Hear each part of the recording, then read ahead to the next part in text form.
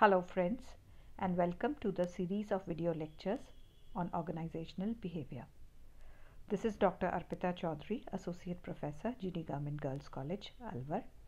आज अपन बात करेंगे इंटरग्रुप कॉन्फ्लिक्ट के बारे में. In this current series of videos, I am talking about conflict, different levels of conflict, और इसमें mainly अपन इंटरग्रुप कॉन्फ्लिक्ट की बात करेंगे. So let's begin. सबसे पहले इंटरग्रुप कॉन्फ्लिक्ट के अंदर अपन बात करेंगे शेरिफ्स रियलिस्टिक ग्रुप कॉन्फ्लिक्ट थियरी, जिसको हम RGCT भी बोलते हैं. इसको समझने के लिए थोड़ा सा मैं एक जिसके ऊपर ये आधारित है, रॉबर्ट्स केव एक्सपेरिमेंट, उसके बारे में बताऊंगी. ये जो थियरी है, mainly it suggest that competition जब होता है तो it leads to conflict. Mainly जो कॉन्फ्लिक्टिंग गोल्स होते हैं और म्यूचुअली डिजायर्ड गोल्स, या जिसको हम कोऑपरेशन बोलते हैं, दैट रिड्यूसेस कॉन्फ्लिक्ट. ठीक है. सो मेन चीज़ हमने ये बोली कि कंपटीशन से कॉन्फ्लिक्ट बढ़ेगा, कोऑपरेशन से कॉन्फ्लिक्ट घटेगा. एंड सबसे इम्पॉर्टेंट चीज़ देखिए, ये जो थियरी है, this talks about, this is a social model, and ये एक्सप्लेन करता है कि प्रेजुडिस या जो नेगेटिव स्टीरियोटाइप्स या डिस्क्रिमिनेशन होता है, ये कैसे डेवलप होता है amongst the members of different social groups. तो इसको समझने के लिए चलिए मैं बात करती हूँ आपसे थोड़ी सी जो रॉबर्ट केव एक्सपेरिमेंट. देखिए, रॉबर्ट्स केव एक्सपेरिमेंट में कुछ बच्चों को, 11 साल के 22 बच्चों को समर कैंप पे भेजा जाता है to a Roberts cave is a park, जहाँ पर रिमोट जहाँ पे एरिया में, जहाँ पे बच्चों को समर कैंप के लिए भेज दिया जाता है. अब वहाँ पर ये जो 22 बच्चे हैं, इनके 2 ग्रुप्स बना दिए जाते हैं. और शुरू के अंदर जैसे because they do the activities, जैसे स्विमिंग है, आपका जो हाइकिंग है, ये सारी एक्टिविटीज साथ करते हैं, तो they grow very fond of each other. वो एक दूसरे को बड़ा पसंद करने लग जाते हैं, अपने ग्रुप के मेंबर्स को. एंड सेकेंड वीक के अंदर इन दोनों ग्रुप्स के अंदर डिफरेंट कॉम्पिटिशन्स करवाए जाते हैं. और जब कॉम्पिटिशन्स करवाए जाते हैं तो सी नाउ, जब कॉम्पिटिशन करवाया तो क्या है, both the groups want to win. वो दूसरे को हराना चाहते हैं और खुद जीतना चाहते हैं. अब ऐसे में क्या होता है कि they develop prejudice for the members of other group. जब बाद में उनसे पूछा गया एक दूसरे के ग्रुप के बारे में लिखने पे, तो इट वाज सीन कि जो दूसरे ग्रुप को, हम अपने ग्रुप को तो बहुत फेवरेबली देखते हैं, अपने मेंबर्स को, अपने ग्रुप को फेवरेबली हमने परसीव किया उन बच्चों ने, और जो दूसरे ग्रुप, जो आउट ग्रुप था, उसको अनफेवरेबली मेंबर्स ने परसीव किया. And that was mainly because of this competition, क्योंकि ये जो ग्रुप एक्टिविटीज़ करवाई उनके अंदर, जो कॉम्पिटिशन्स करवाए, और सो उसका नतीजा ये हुआ कि वो एक दूसरे से प्रेजुडिस्ड हो गए, एक दूसरे के बीच में डिस्क्रिमिनेट करने लग गए. थर्ड वीक के अंदर अगेन द मेंबर्स, दोनों ग्रुप्स को साथ लाके उनको एक common mutually desirable goal achieve करने को कहा गया. कंपटीशन नहीं, बट कोऑपरेशन के साथ में they were given a common task to achieve. और जितना वो लोग एक दूसरे से इंटरेक्ट किया, क्योंकि पहले क्या वो अपना ग्रुप्स में ही इंटरेक्ट कर रहे थे, now when both the group members interacted, एक साथ में जब रहकर एक कॉमन टारगेट को अचीव करने की कोशिश करते हैं, म्यूचुअल गोल को अचीव करने की कोशिश करते हैं, तो उनका जो कॉन्फ्लिक्ट था वो कम हो गया. सो इसी जो ये रॉबर्ट्स केव एक्सपेरिमेंट है, इसी के ऊपर शेरिफ ने अपना ये मॉडल बेस किया है, जो मेनली ये कहता है कि कंपटीशन, जब ग्रुप्स के अंदर कंपटीशन होता है तो कॉन्फ्लिक्ट बढ़ता है. और जब कोऑपरेशन होता है, when they work for a mutually desired goals, तो कोऑपरेशन से कॉन्फ्लिक्ट घटता है. So this was Sherif's group conflict theory. I hope आपको समझ में आ गई होगी। चलिए आगे चलते हैं। Will talk about Kahn's role theory. आपको अगर याद हो, जब अपन ने इंट्रा इंडिविजुअल कॉन्फ्लिक्ट की बात करी थी और इंटरपर्सनल कॉन्फ्लिक्ट की भी बात करी थी, तो अपन ने बात करी थी रोल थियरी की। रोल थियरी बेसिकली क्या होती है कि हम जो रोल्स प्ले करते हैं घर में, समाज में, जैसे आप एक स्टूडेंट भी हैं, आप एक डॉटर भी हैं, जो ऑफिस में, जो ऑर्गेनाइजेशंस में काम करते हैं, दे आर एम्प्लॉयज़, वहाँ पर वो उस समय एम्प्लॉयज़ हैं, ठीक है। बट एज अ एम्प्लॉय एक रोल है उनका, इसके अलावा उनके दूसरे भी रोल्स हो सकते हैं। सो जो ओवरलैपिंग रोल्स कई बार होते हैं, या जो इंटरैक्टिंग जो रोल्स होते हैं, रोल सेट होता है, उसकी वजह से भी कॉन्फ्लिक्ट होता है। और सो इसलिए मैं इसके बारे में ज़्यादा नहीं बताऊंगी, क्योंकि वहाँ पे मैं बहुत डिटेल में बता चुकी हूँ कि किस तरह से जब व्यक्ति, एक ही व्यक्ति के दो डिफरेंट रोल्स, मैं सिर्फ एक एग्जांपल दूंगी। I am a associate professor teaching the students, but at the same time I am a mother also, ठीक है। अब मेरे जो एज अ एसोसिएट प्रोफेसर मेरी कुछ एक्सपेक्टेशंस हैं इस रोल से कि मुझे क्या करना चाहिए, और इसके साथ साथ दूसरों को भी मेरे से एक्सपेक्टेशंस हैं कि how I am suppose to work. So अब स्ट्रेस कब होता है या कॉन्फ्लिक्ट कब होता है, जब या तो ये ओवरलैपिंग एक्सपेक्टेशंस हो, मतलब ओवरलैप कर रही हूँ, हमें एक चीज दूसरे को कवर करती है और वो समझ में नहीं आ पाता, ठीक है।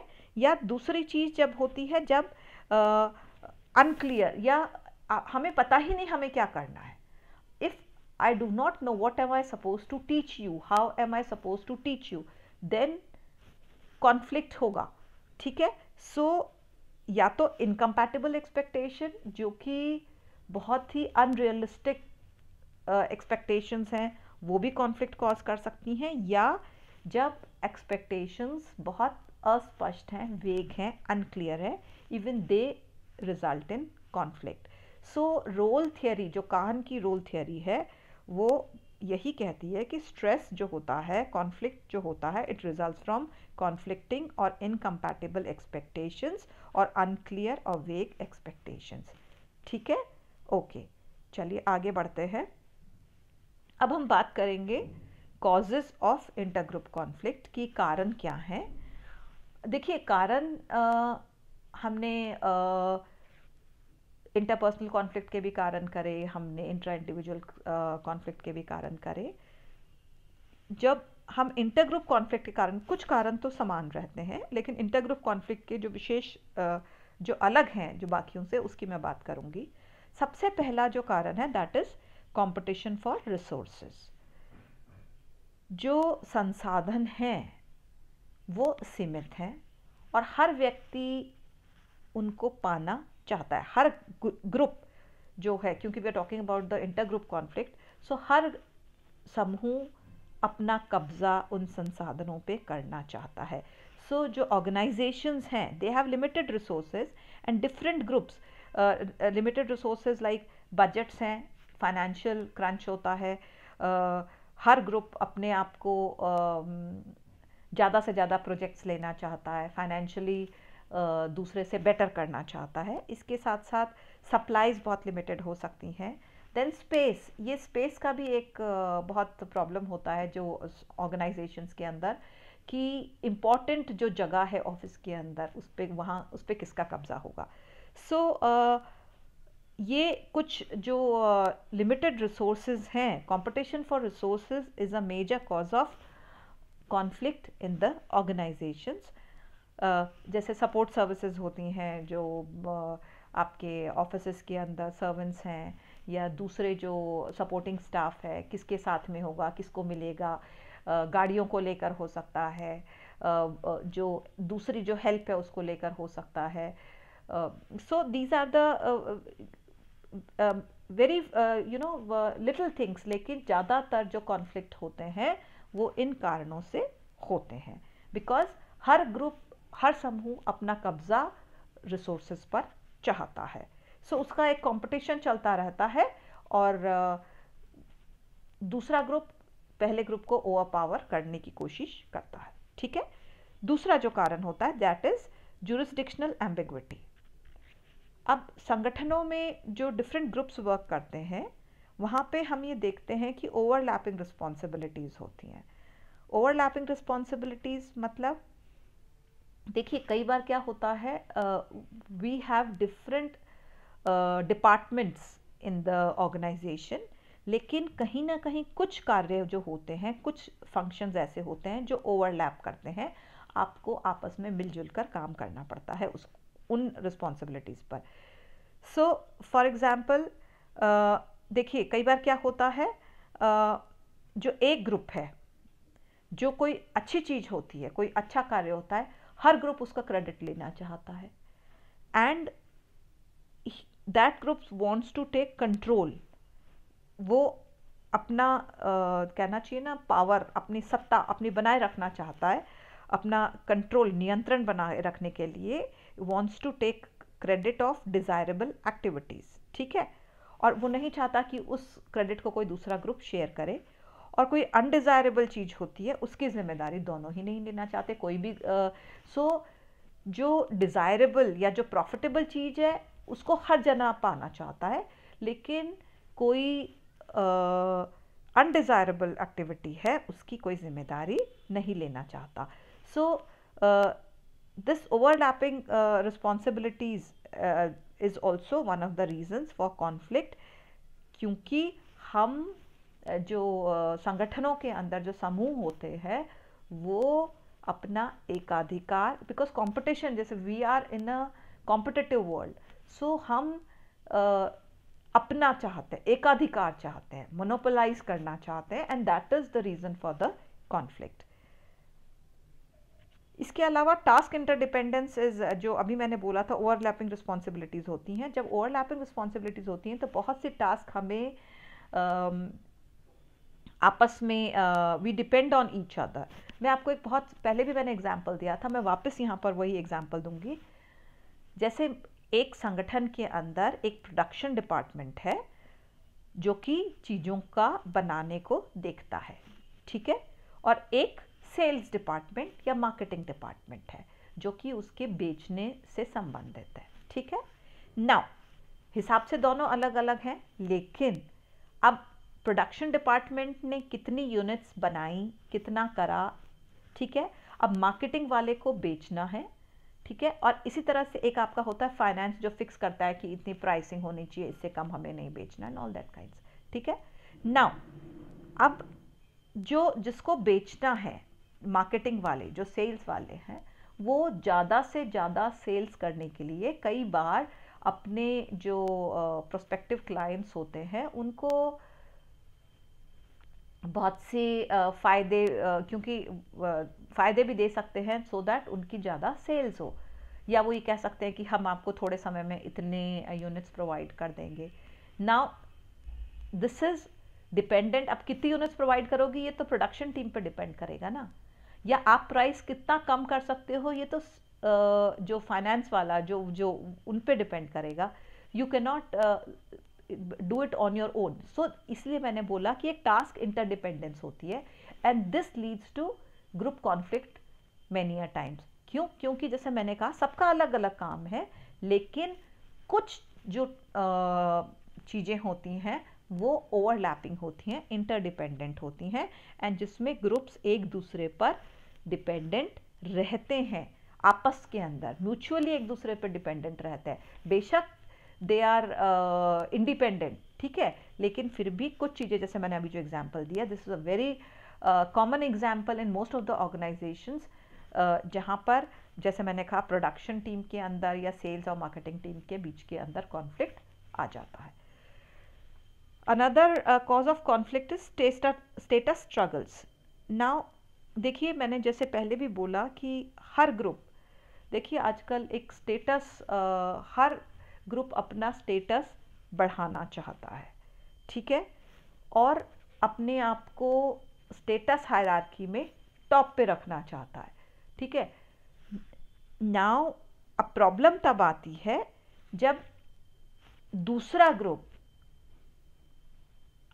इस चीज को एक थ्रेट के रूप में, एक अपने लिए एक खतरे के रूप में देखता है। सपोज आज ग्रुप ए टॉप पे है और ग्रुप डी नीचे है। Now group D would like to reach the status hierarchy. अब जब ग्रुप डी अगर ऊपर आएगा तो ए इसको अपनी पोजीशन उसको कहीं ना कहीं डगमगाती हुई दिखाई देती है, and that could be a cause of conflict. So status struggles ये एक दूसरे को नीचा दिखाते रहते हैं, एक दूसरे को हटाते रहते हैं। ये मल्टीनेशनल्स में या जो दूसरे ऑर्गेनाइजेशंस में हैं हम काफ़ी देखने को मिलता है। इसके साथ साथ एक और भी चीज़ आती है, जैसे जो मैंने बोला था पहले भी, वहाँ अपन ने बात करी थी रिसोर्सेज की, बट इसके अलावा जो रिवॉर्ड्स हैं, हर ग्रुप अपने आप को जो टॉप मोस्ट जो आपके मैनेजमेंट है उनकी नज़रों में ऊंचा उठा के रखना चाहता है। They want to get the rewards for them self, they want to have the best job assignments. इसके साथ साथ उनको प्रिविलेजेस जो और भी प्रिविलेजेस एसोसिएटेड होती हैं, जो स्टेटस सिंबल्स हैं। मान लीजिए कोई कंपनी अपने जो जो ऑफिस में वर्क करने वाले, जो ऑर्गेनाइजेशन में वर्क करने वाले हैं, उनको जैसे कई बार होता है कि बेस्ट एम्प्लॉय का देते हैं या बेस्ट ग्रुप का देते हैं।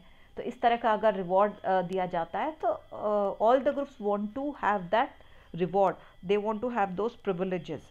ठीक है। सो दिस इज जो स्टेटस स्ट्रगल है, this is also one of the reason for group conflict. So these were the causes for group conflict. I hope आपको अच्छे से समझ में आ गए होंगे। Thank you so much for watching, and please continue to watch my videos on psychology and organizational behavior. Thank you.